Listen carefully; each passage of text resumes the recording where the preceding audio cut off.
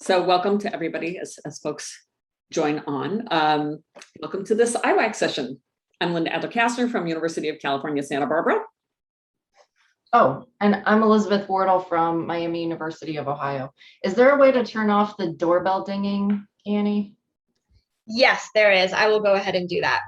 Thank you. I don't think I have enough concentration to talk and listen. Okay, I think we're starting, and I think I'm supposed to start. So welcome, everyone. We're so glad that you're here. It's been a really amazing week, even though we're on Zoom and have not gotten to see the mountains. So as you can see, there's only two of us. There were supposed to be three, but things happen. But nonetheless, we are forging forward. So today we have three goals. We're going to talk with you about the goals and theoretical rationale for the seminars we each lead at our home institutions. And we're going to talk briefly about how each institution works and some research findings from our work about them. And then we're going to try out an interactive activity with you that we do with our participants. And we'll see how that goes in breakouts.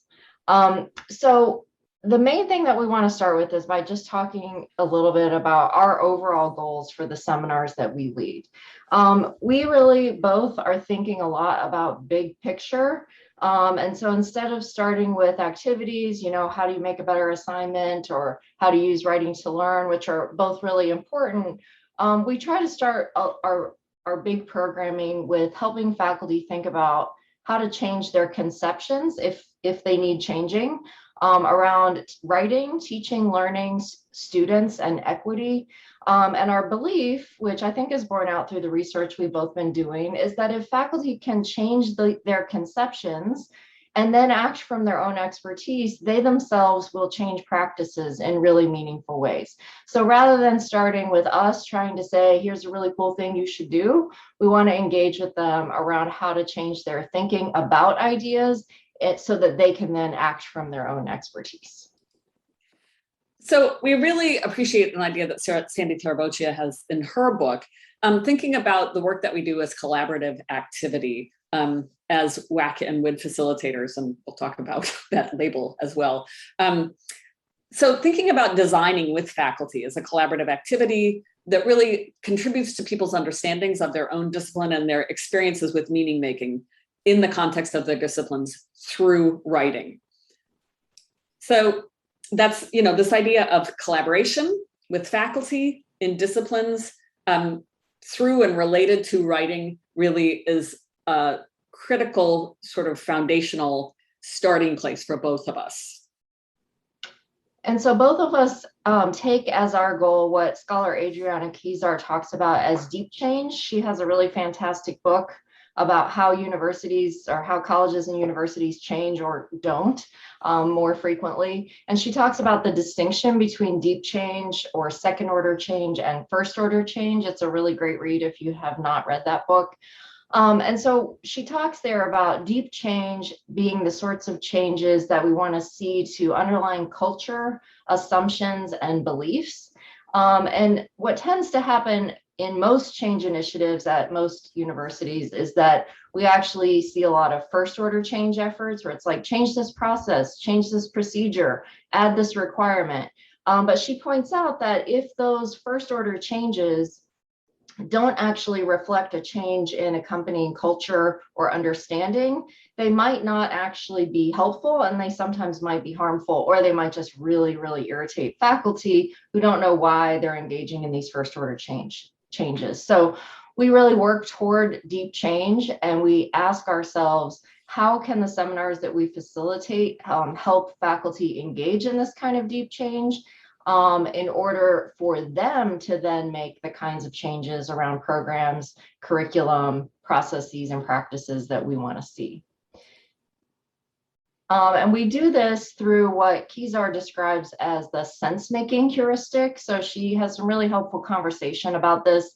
And sense-making is a process in which groups work together to attach new meaning to familiar concepts or ideas and or to develop new language and new concepts. And so you can think about this just as an easy example, what's going on nationally with racial reckoning and anti-racism. And really, if you want to have people change a process or a practice, they're going to have to change their underlying conceptions and understanding, or else one changed practice isn't going to really result in the kinds of changes that you want to see.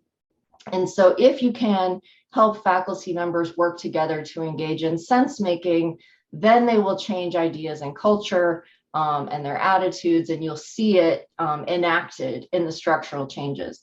But this sense making takes a long time. It requires people to work together, and there have to be sort of a setup to really guide them through the sense making, even though it's a really democratic process where everyone's working together to attach new meaning to ideas.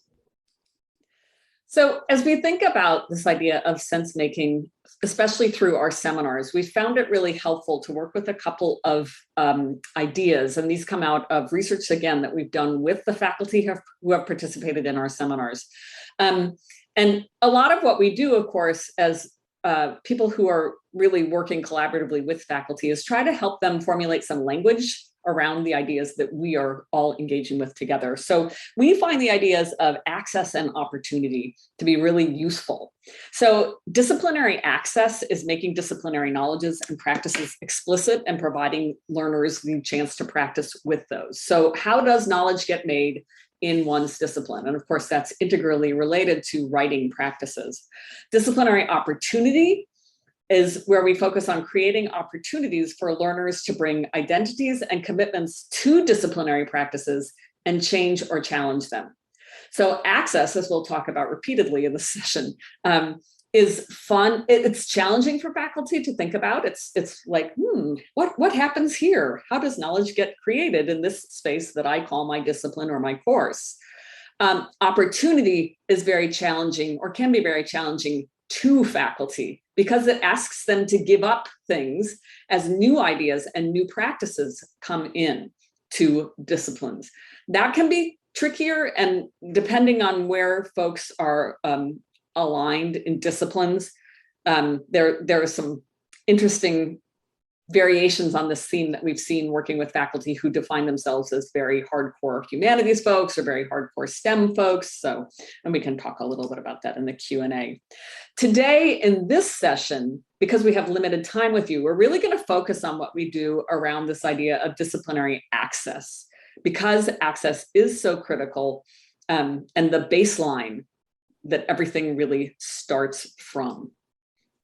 So I'm going to talk a little bit about the seminar that I facilitate at UC Santa Barbara, and we'll mention the book that we are working on as well. So the center that I direct is called the Center for Innovative Teaching, Research, and Learning, or CITRAL.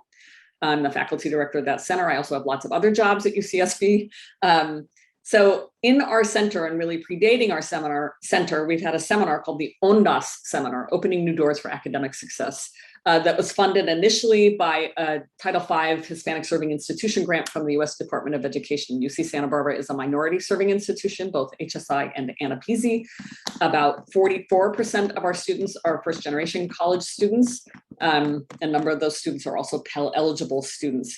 So the seminar is called the ONDAS CITRAL Seminar on Equitable and Inclusive Teaching. It started in 2015, and we've had about 130 faculty participate. I didn't actually go through and add up, but because we have such very large courses at UCSB, these faculty teach tens of thousands of students yearly. So we work a lot with faculty who teach very large STEM courses, for instance, from, the enrolling between, 200 to sometimes 800 students. Okay, and Liz. The phone we don't ever use at home has suddenly decided to ring, so I'm sorry. I don't even know how to turn it off. So I am at a very different institution than Linda at Miami University of Ohio, where I direct the House Center for Writing Excellence. Miami is in rural Southwest Ohio. We serve a lot of very privileged white students, and we have actually much more diversity in our faculty than in our student body.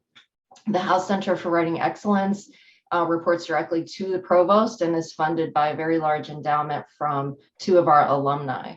And so we have a lot of freedom to really try out new things, because we aren't constantly having to justify what we do to get $2 more to do our work.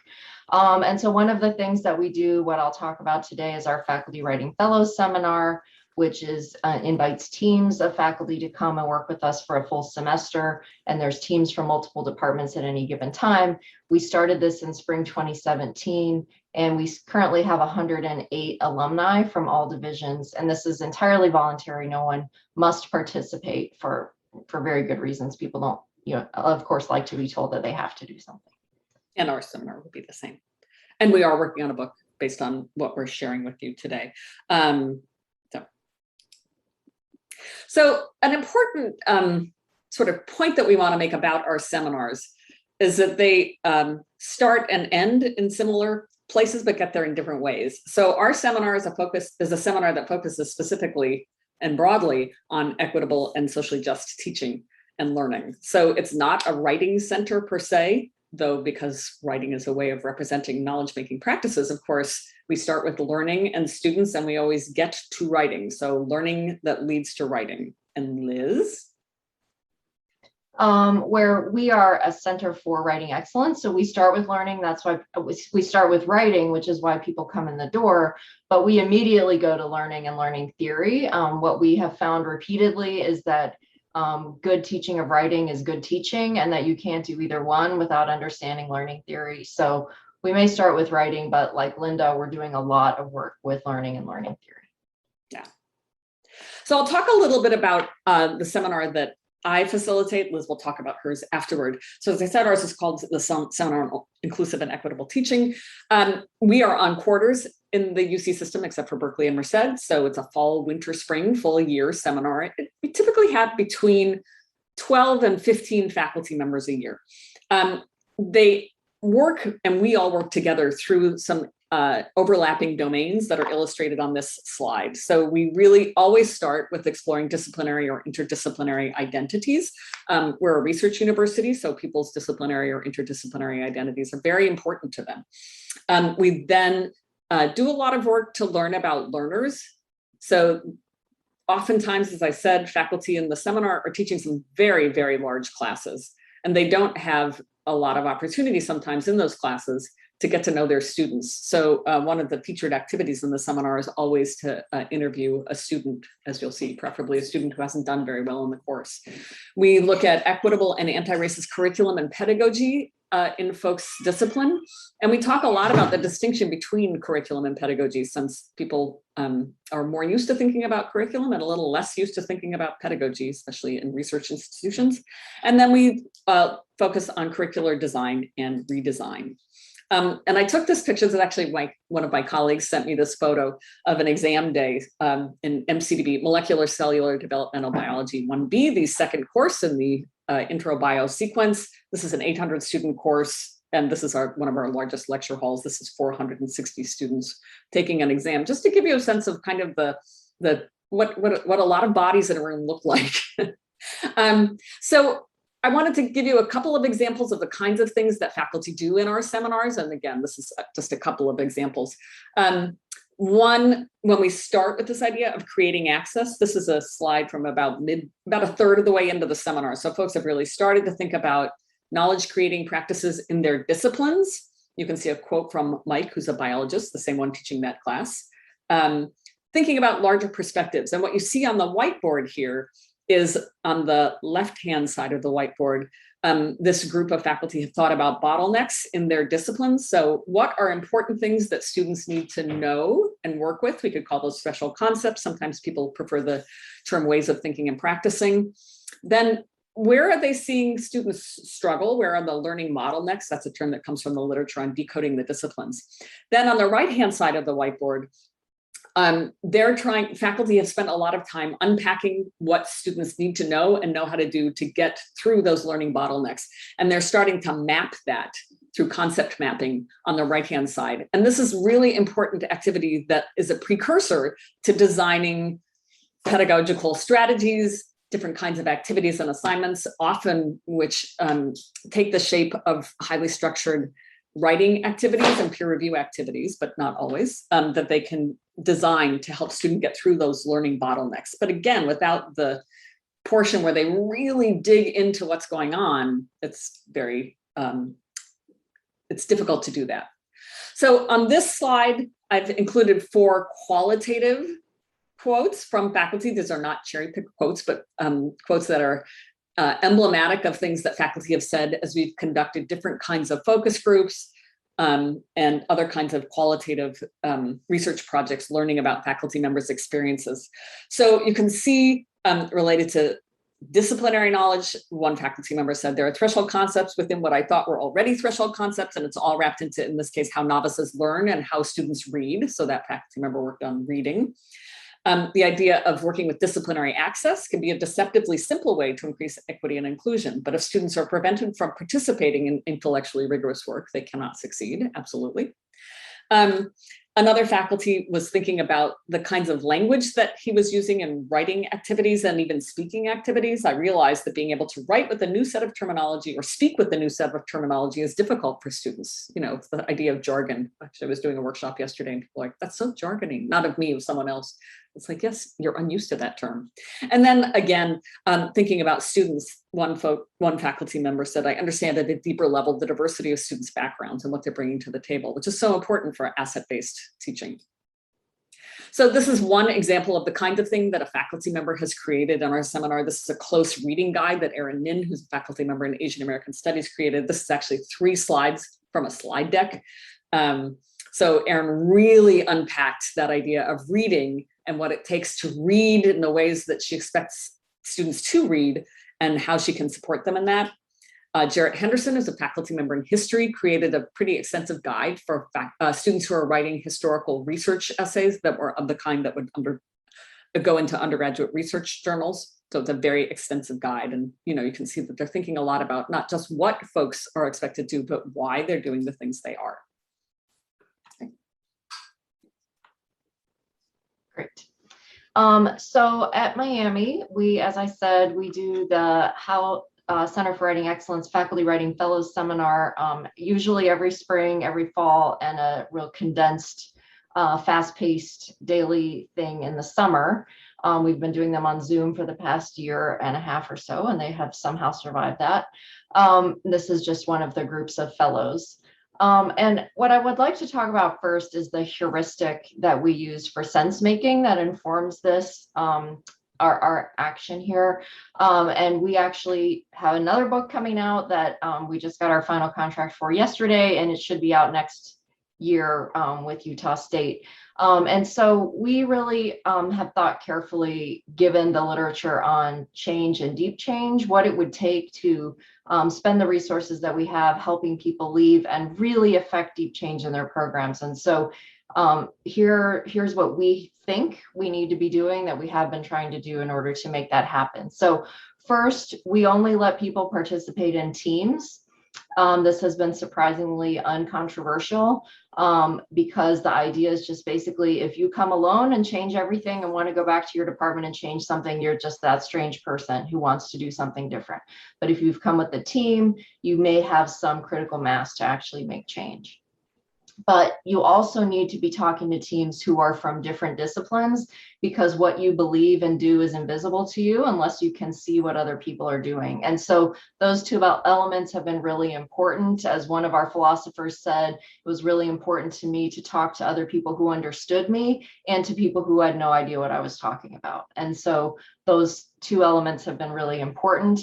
So we have never run a session of fellows where we didn't have teams from at least 2 departments participating at the same time. And then of course, in order to really engage in sense making, you need time, because if you're going to change your conceptions and beliefs, that's not going to happen in a 1-hour seminar, in a 1-hour workshop. So we still do a few 1-hour workshops in the House Center, but we do very few of them because we think that this is really the best use of our resources and time. You need a whole semester, or at least like 3 hours a day for 2 or 3 weeks in order to really dig in and have some time to change your mind about things.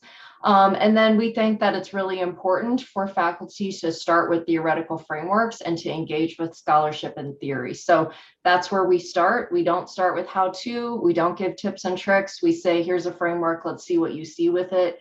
And then your academics, your experts, we're really excited to see what you make of this. And they have really liked that because they came to academia because they're excited about ideas.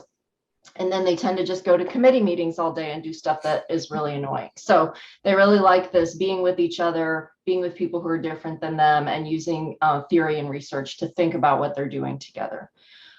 So the way that we do this work is to go back to the frame of access and opportunity that Linda gave you.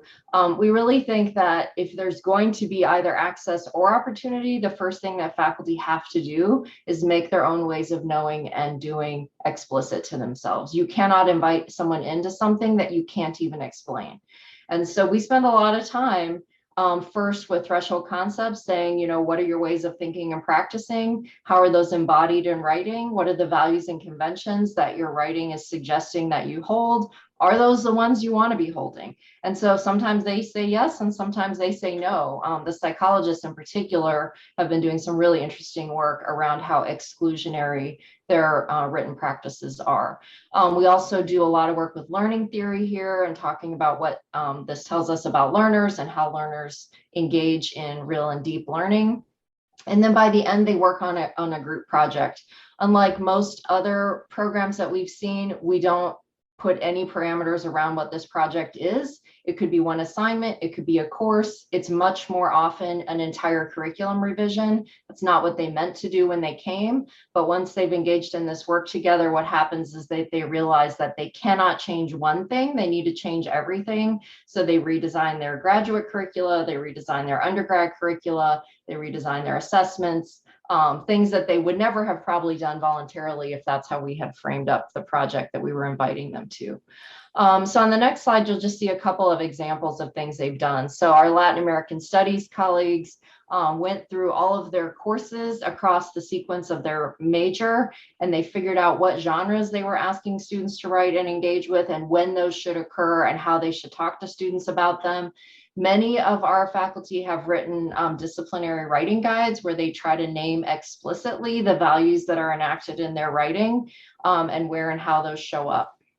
On the next slide, you'll see. Wait, hold on. I'm sorry, Liz. I'm putting in the chat the URLs. Okay, sorry. Oh, thank you. Okay, sure. Okay, good.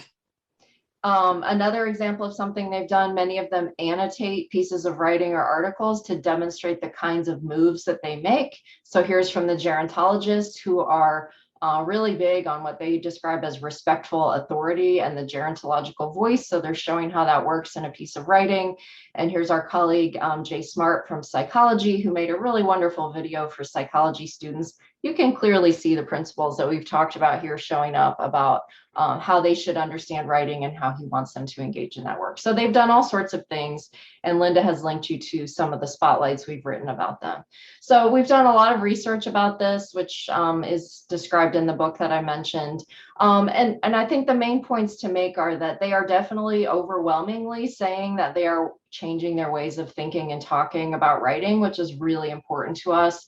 And that as a result, they've changed their courses, which is also important to us because we don't tell them how to change their courses. We just assume that they'll do amazing things if their conceptions about writing and learning change. And that's really borne out by the research.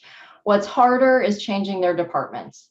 We have a lot to say about this in the book because they try really hard, and there's many, many, many obstacles to that. So on the next slide, this is the last thing I have to say about this, which is that it's very, very clear that individual change is much easier. It's still hard, but it's easier to manage than systemic change. And systemic change of groups or programs is really challenging for a lot of reasons. And one is that even though they're coming in groups, we don't let them come alone. They go back to their departments, and some of them are in really big departments. And the 3 or 4 of them have changed their conceptions of writing and learning, and no one else has. And they don't know how to engage in sense-making practices with the rest of their departments. So we've been actually trying to help them figure out how to do that. The other problem is that neoliberal institutions are just sort of terrible about putting up roadblocks to making deep change around learning in liminal spaces. And so they go back and say, we're going to change the entire curriculum. And then the curriculum committee for the division says no, because they want efficiency. They want high number of students in a course. They want clear return on investment immediately. So some of our most innovative teams have had a really hard time getting the institution to actually respond to the deep changes that they want to make. And then, of course, as our field already knows, there's so many issues of rank or power. So sometimes we'll have visiting instructors as part of a team and they'll do really amazing work. And then they were all laid off last year during COVID, or they'll move to another institution. And so all of this investment in this deep change in a program or department might completely fall apart because of issues of contingency and changing labor practices. And so that's something that Linda and I both have been thinking a lot about, is how to help these people who really want to make important deep change go back to their departments and be able to do that in a larger system that's really enacting an entirely different set of values than the ones that we're trying to help them engage with. And it's something that we also sometimes do in our centers, but a subject for another session, not this one. So, okay, we're almost to the interactive part of the session today, but we wanted to share with you a few of the kinds of example of activities that we ask folks to engage in, just so you can get a sense of them. So here you can see a slide. This comes from this forthcoming book that we're working on, that asks folks to think about how they define themselves as a member of a discipline, the kinds of words that they use, the ways that they express themselves. And when we ask faculty members, as you also may, some of you, in disciplines to define themselves, and then they talk to somebody who's not at all like them, it can be a very unusual experience. They start to realize that things that they thought are, unusual or are specific to their disciplinary community. This second activity asks them to do the same kind of thing, to really drill down on a writing assignment or activity and circle terms that are really key, to define those, and then to swap their definitions with folks who are from different disciplines, so that they begin to see that words mean things that are specific in disciplines, and we have to unpack them often for students. One of the best examples I've ever had with something like this was when a colleague from a STEM discipline and a colleague from a social science discipline realized they meant entirely different things by the word theory, but neither had ever discussed what they meant by theory with somebody not in their discipline. And here you can see part of the prompt for this interview with a former student that folks in my seminar complete. That's really, really important and often leads to very deep change actually for faculty as they think through their courses. So it's these kinds of activities that ask faculty to really slow down, to think through a theoretical framework like the ones that we've shared with you today, to sort of apply that microscope to looking closely at their own teaching practices, and then broaden out from that microscope to think about how they can make their disciplines more accessible and then create different kinds of opportunities for students that lead to some of the change. Then that's putting aside the challenges that Liz discussed. So, okay, so now we're going to try an activity together, and it will ultimately involve breakout rooms. So everybody be prepared for that.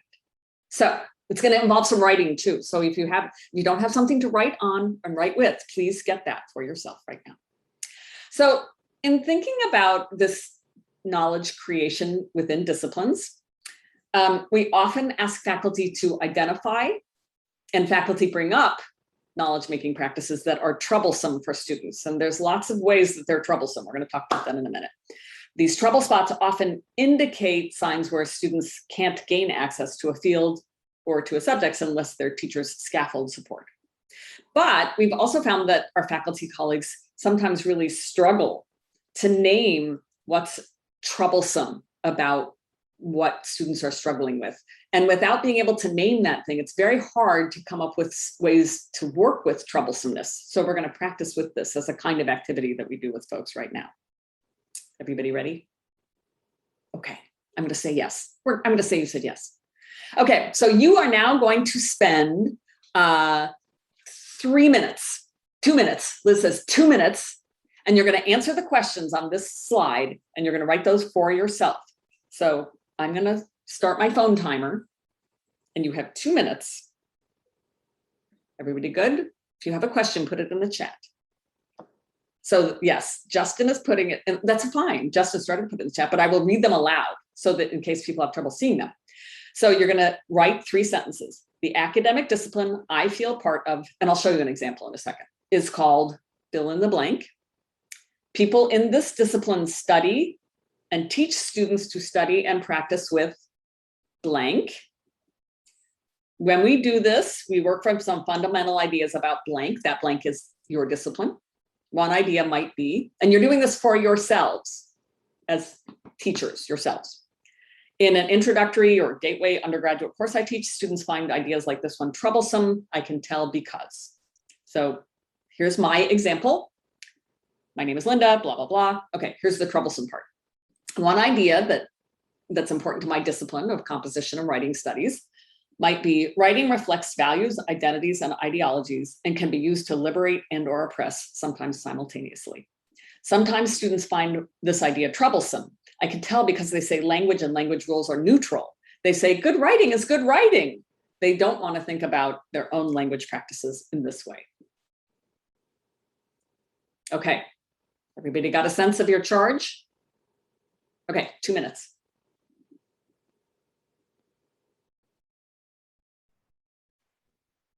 And you can ask questions if it doesn't make sense.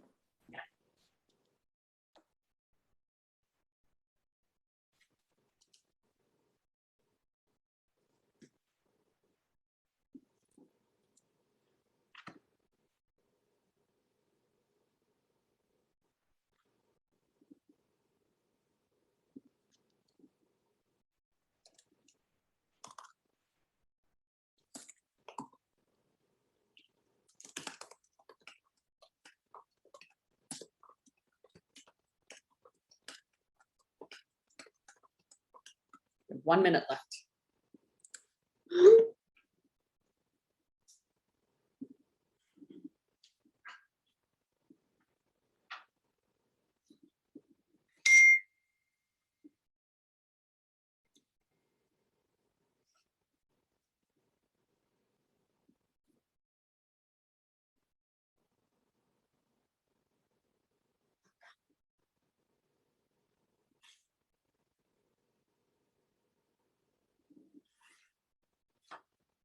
About 30 seconds.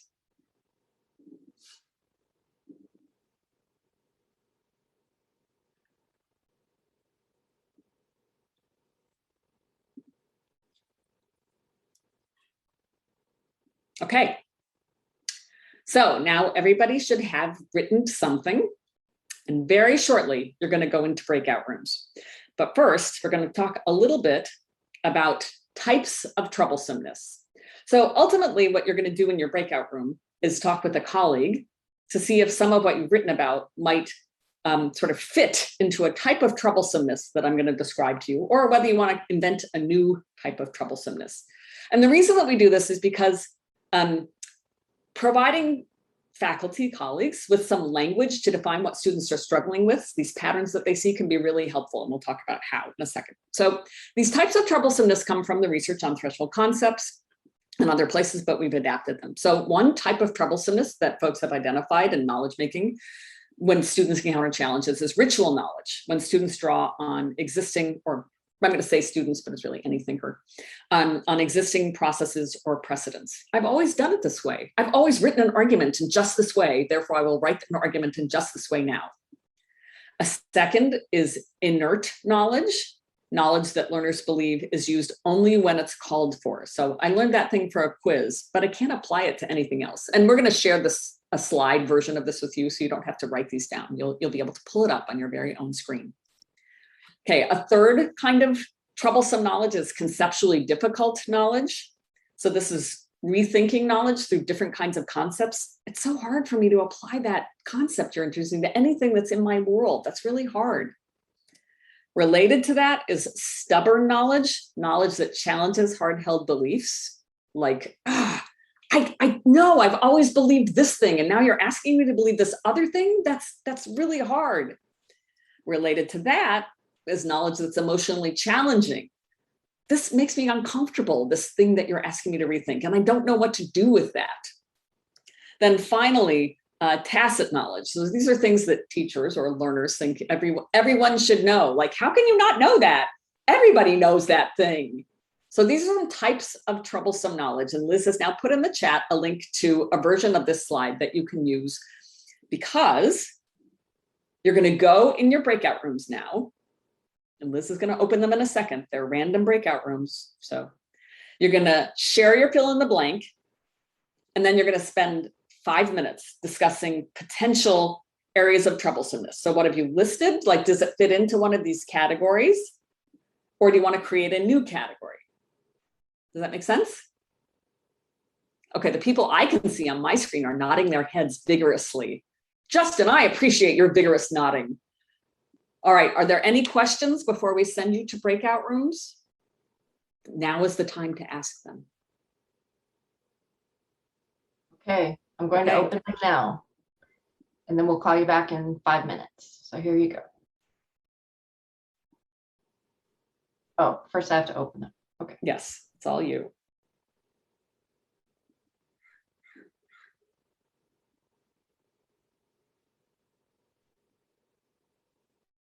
Hello. Hello. How are you? Good, Hey, how are Annie. you? Hi, how is everyone? Good. Good, thanks, Annie. Good. So they were talking about partners, but there's 4 of us, so do you think we should just Go share? all four? Yeah. Okay. I'm in composition. Hi, I'm Leslie. I teach at Cal State Fullerton. So I'm in composition. I thought expert disciplinary texts is something that I use in my classes a lot as models. For number 3, I said meaning making is something that a big idea that we have to teach the students. We must attend to our audience and purpose to make meaning. And then how do I know that can be problematic for them sometimes is they seem to resist writing any way but super academically. I'm sure you've all seen this, right? This kind of writing where it's kind of inappropriately elevated and academic, no matter what. So that was my thing. And I kind of guessed either that's stubborn. I forget what the categories were, but it's either the stubborn knowledge, or ritual knowledge. Mhm. I don't know. What do you guys think?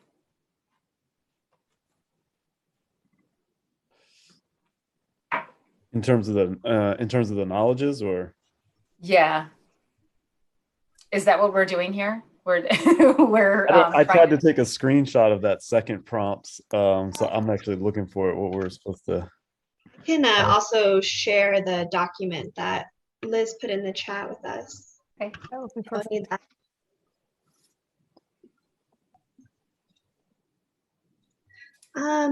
I kind of think it would be ritual knowledge. Ritual. Because we have these, students think writing should look a certain way when they get to higher ed, and they're probably trying to draw on some semblance of what they think they know about it. Mm-hmm.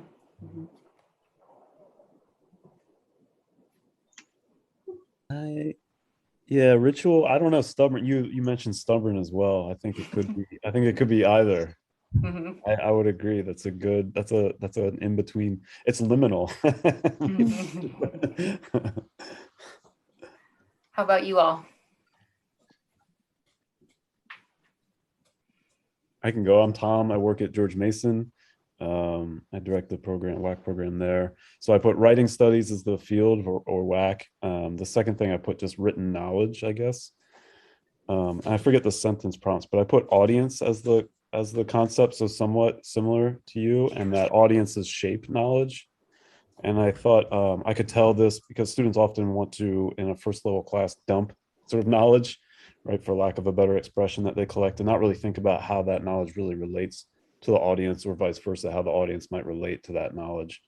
I think also maybe, Leslie, adding in your concept of purpose might be a good thing in there as well.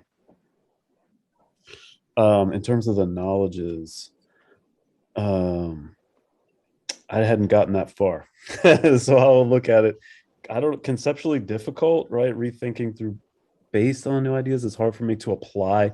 I think the quote that they offer, it's hard for me to apply this concept to things I see and do. I feel like a lot of times when I interact with my students, they're like, I am doing this thing, but it's not coming through.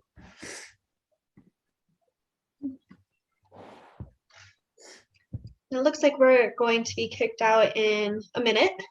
Oh, geez. Quick minute. Anne, did you want to share maybe? Yeah, I can go really quickly. I put English because I figured we were all going to say writing studies, so I went back to my original major. And I said literary text, close reading, and then originality, creativity. And students think that they have nothing new to say about an older text. I'm a medievalist by training. So they would say like, well, this has been around for 1,000 years. People have studied this for a long time. I have nothing to add. And I think part of that is that, like, yeah, that they're struggling with actually believing in their ideas or believing that they have a brain that is important and different from other people's brains. So maybe that's more of an emotional problem than, but I don't know. It also might be like a ritual thing that they think. Good. Oh, welcome back, everyone. I hope that went well. So we'd like you just now, oops, one slide too far, to put in the chat just one of the concepts that students found troublesome and whether it fit into a category. So just really quickly, you have like a minute to put that in the chat because we want to make sure to leave some time for questions. Yeah. What's the concept and what category of troublesomeness did you use to describe it? So 1 minute.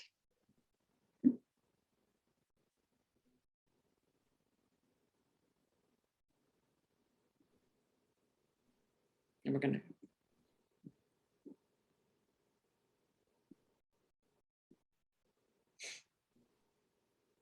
Yeah, these are great. Mm-hmm.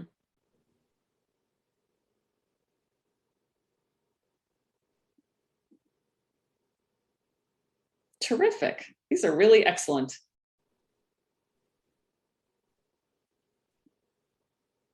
All right. So as you put those in there, and thank you, everybody. It's hard to know whether the chat is just still loading or people are still typing, but we, again, want to make sure we have time for questions. We're just going to now talk about what we would do next. There's not enough time for us to go through the entire activity. So after we have faculty do this kind of naming troublesomeness, we then talk about some strategies for dealing with troublesomeness. And again, we're working with faculty from lots of other kinds of departments and disciplines. And so then we do some practice with writing. And I point them to some heuristics I've made that come a very lot, from some research by Kimberly Tanner and Shannon Seidel and their colleagues. These are biologists, and they have looked a lot at lots of things associated with teaching and learning. But they have an article that I love about non-content talk in biology classes. So they observed some teacher, and they were especially concerned with talk that wasn't about biology. So from their research, and they've got a couple of studies, another one is led by Colin Harrison. I've divided what they've identified into two categories: pedagogical non-content talk and relational non-content talk. And so I share with faculty some examples of both of those kinds of talk and writing. So this is what somebody might say in a class that sounds like this, and this is what somebody might write in a class that sounds like this. The study that's cited on this slide focuses on positive non-content talk. Harrison et al. Have a follow-up that also has negative non-content talk, and I use that if we're doing an inventory, but I like to always focus on the positive because, and here's just a couple of examples we're not going to be able to go over, but pedagogical non-content talk might include things like pre-framing classroom activities and contextualizing learning. Relational talk might include things like creating class norms.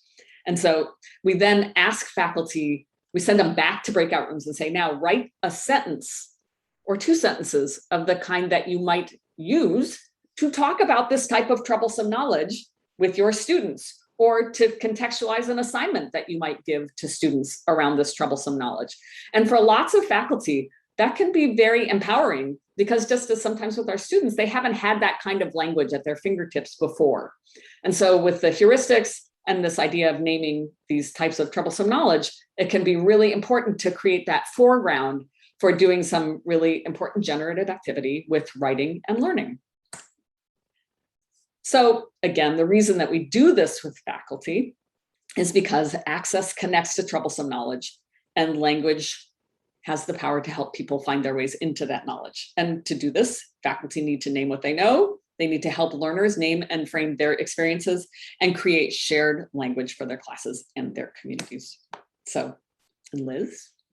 So just to sum up, as we finish, we just want to go back to where we started, which is to say that we're really trying to think big picture about how to help groups of faculty in their departments make deep change to help students gain access.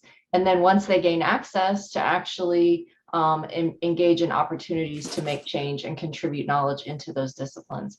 But without access, there is no opportunity. And I think it's easy to be impatient to say, like, we want you to immediately get to, radically overhauling your practices. But that's not going to happen if the students who've been kept out are not in, right? And so we have to help faculty first get to the place where they help students gain access. And they have to do that by naming what they know, figuring out what's troublesome, gaining language to invite students in, rethinking about what they're doing with their students so that they're inviting them then there. And then they can work on giving students the opportunity to make change within those disciplines. And I think both of us feel pretty strongly that it's not our job to tell them how to make those changes in the discipline, but we're really excited about what we have seen them do when they get to the point where they're ready to do that. So that concludes, and we would love to now have a conversation with you all. And I'm going to stop sharing. Yes, Yeah, the pressure's off. Woo! So yes, we'd love to hear your questions either in the chat or if you'd like to use the reactions tab and do a raise hand, that would be great. Chris. Thank you so much, Liz and Linda, for your presentation. You always offer a great example of how to do a presentation at a conference and keep people engaged. And I look forward to the 2 books coming out. I was thinking about during your presentation, you're asking faculty across disciplines to identify these various threshold concepts and name types of troublesomeness that students have within those disciplines. And it had me thinking about, because Liz, I think you gave some examples of this, and I realize you wouldn't normally approach WAC professionals this way, people within our field, but could you offer some types of troublesomeness that those of us in the WAC field need to take a look at when we're doing this work? So for example, Liz, you mentioned don't dictate what the deliverables of a faculty seminar should be, right? So I really appreciate your challenging our own practices in that way. And you also talked about, if you give them the opportunity, they'll do amazing things. So would you mind talking about maybe types of troublesomeness that we as WAC professionals need to consider and reflect on ourselves? Well, you've done a really excellent job of actually answering that question, Chris, so thank you. Well, I think that part of what I've realized in running the center that I run, when I have enough money that I don't have to be begging people, is that we're under so much pressure to show something to someone to validate that we should continue to exist. And that I think sometimes that keeps us from opening the door to the liminal learning that our faculty colleagues need to do, just in the way that we think our students need to do.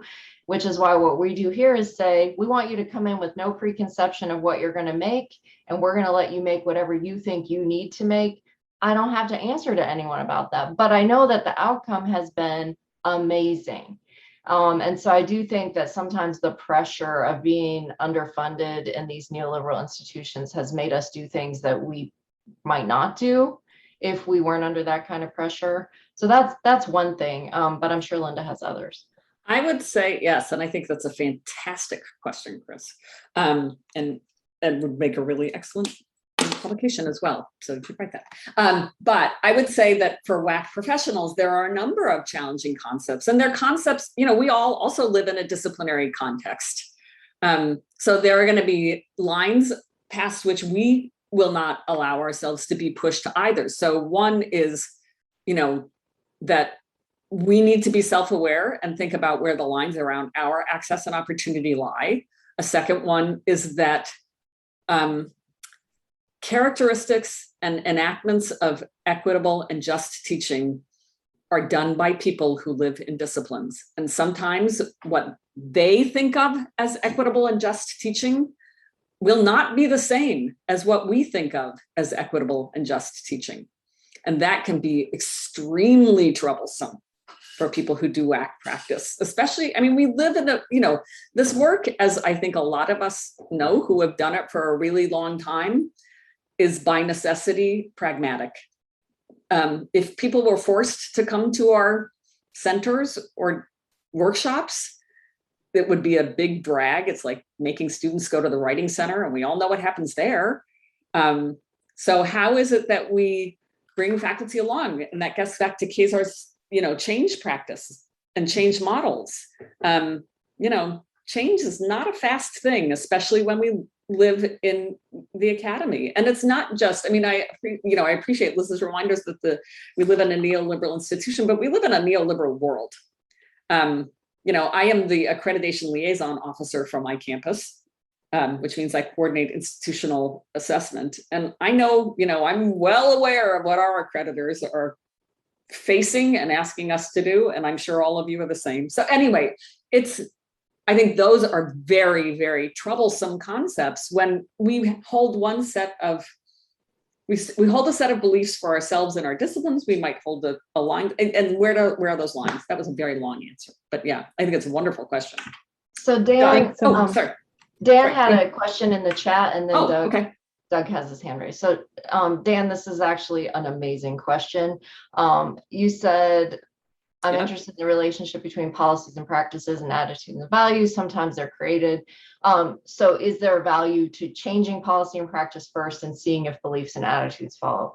I think that's an amazing question, $1 million question. And in the book that we did about the House Center, that was actually one of the things that one of our reviewers wrote back to us. Maybe it was you. And I think that I personally almost never think so, but I think that that's just me. Like, I think that I just find that the longer term work your way toward a change you decide you want is better in the long run. But I also understand that sometimes that's not practical. Like, sometimes things are just bad and you need to make a policy. Like, some things just cannot go on, right? And so there are sometimes, the same is true with our laws, right? I can't make you not be a racist, but I could make a law about hiring practices, right? And I may need to do that and then do some work on changing attitudes and beliefs. So there is probably a time when you need to do that. So far in all the WAC work that we've done here, what I've seen is that like some rules got made and some processes and policies got implemented, and all it did was really piss people off.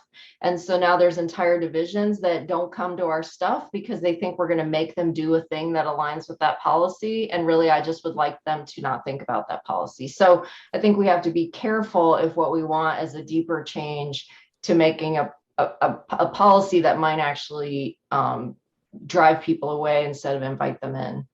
But Linda may disagree. Oh, I would agree. Another troublesome thing is that policies are by necessity more rigid than we want them to be. Yeah. Anywho. So Okay, Doug had his hand up. Yeah. Thanks. This might be a question best for Liz, but I'm really interested in the kinds of projects that people come away with. And particularly, I wonder how many projects, if any, focus on, instead of on understanding the discipline in relation to publics. And I could elaborate that more deeply, but let me just leave it at that. Is it reify the discipline? Is it connect discipline to publics? And anyway, I'll shut up. Yeah, that's a great question. And Caitlin Martin, wave at everyone. Caitlin was one of our grad assistant directors, now beginning a new tenure track job in Florida. So you can check me on this, Caitlin. I definitely think there's not the kind of navel gazing that you might worry about there being. I think that's where your question is going, is like, think about yourselves and only yourselves and how to make people like yourself. And I don't think that's what actually happens. I think that what ends up happening most of the time is that people really start to get self-critical and self-aware, and they ask a lot of questions like, well, I really value this, but do my students need to value that? Or I always do this, but do my students really need to do that? But you can't even ask that question if you don't know what you're doing or how to name it. And so I do think, like the example I gave quickly of the Latin American studies chart of their genres, everything they're doing is external facing. They really are saying, we need our students to be active, engaged citizens in a world where, colonization has been a serious problem. And so the genres that we want them to think about are not how to be us, but how to actually make change in the world. I think there have been some disciplines who maybe didn't get there yet, commerce being one of them. But I think for the most part, most of them are actually doing more like not navel gazing, but recognizing maybe they've been doing a lot of navel gazing, and now it would be helpful if they stopped doing that. And I want to add to that, and it gets to something that Uma had mentioned when we were chatting as everybody was fleeing back from breakout rooms. A lot of the products that have come out of the seminar that I facilitate have been extremely student focused. And students are a really important public as we think about the university. So people are, I would say, almost laser focused on like, what is a student's experience going to be with this, and how are they going to take it away, and how does it connect to their commitments? We are, as I said, we are a minority serving institution. That is such a critical question for us and for the faculty who participate in this seminar.